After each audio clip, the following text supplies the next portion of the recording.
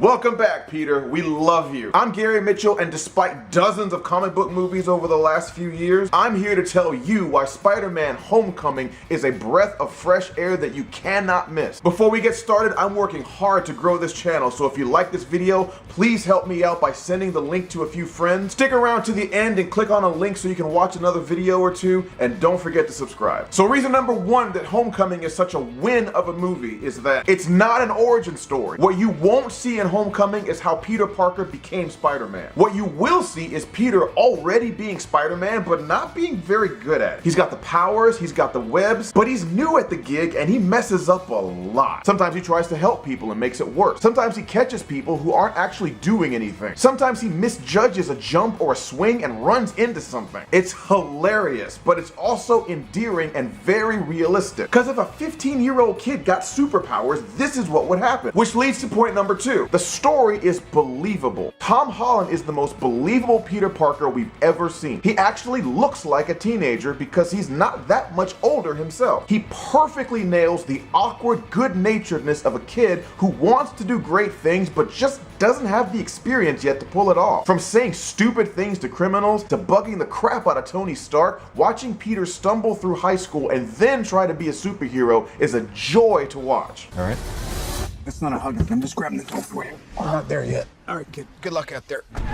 The diverse and unique supporting cast around him are perfect. While some of them really don't have a whole lot of lines, they make the most of the screen time that they do have and help ground Peter's life in a real city in a real high school, which means the story is personal. There's no cosmic menace, no massive world-ending threat in this movie. It's a smaller story focused on Peter, his life, his friends, and the new enemy that he has to fight, which I'll get to in a second. And because the film grounds you so well in Peter's life, you care so much more about what happens to him. And I love that. Let's talk about the bad guy because holy crap, the villain is awesome. Finally, another Marvel villain who is complex and sympathetic and scary all at the same time. Michael Keaton, who seems to be making a career out of playing things that fly, plays Adrian Toomes, a blue-collar dad whose job is to clean up the messes left behind by superhero battles. The guy is a vulture who has to scavenge weapons and technology to survive. He's jaded, professional, and determined, and his disillusionment with the system makes him the perfect foil for Peter's youthful optimism. All of this stuff combines to make the Vulture the best Spider-Man villain since Dr. Octopus. Let's talk just for a second about Tony Stark. The question is he in the movie too much? This movie has lots of Marvel Universe references, to the point where I was like, okay, we get it. And from the trailers, I was kind of afraid that this movie would end up being Iron Man 4 with Spider-Man in it. Underoos!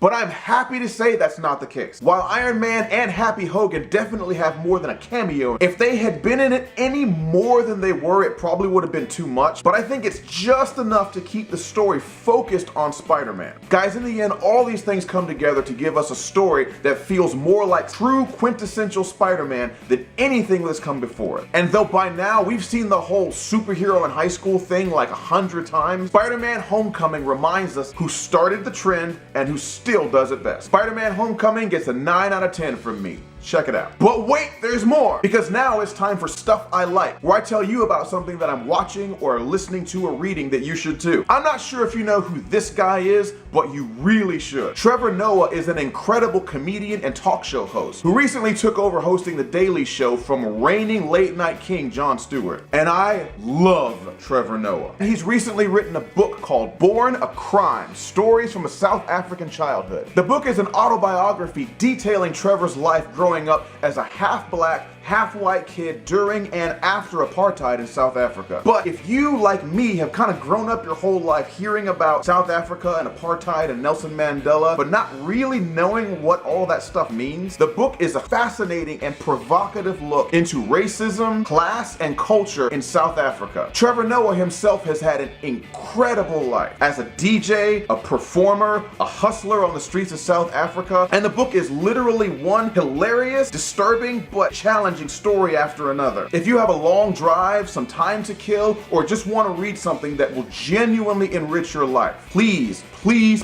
pick up Born a Crime, Stories from a South African Childhood by Trevor Noah. And yeah, you can read it yourself, but I highly encourage you to get the audiobook narrated by Trevor himself, because seriously, he's hilarious. Thanks so much for watching. If you liked the video, be sure to send the link to a few friends. Have a look around my channel and watch another video or two, and don't forget to subscribe. I'm Gary Mitchell, and we'll see you next time. Stay cool, stay blessed, stay in touch.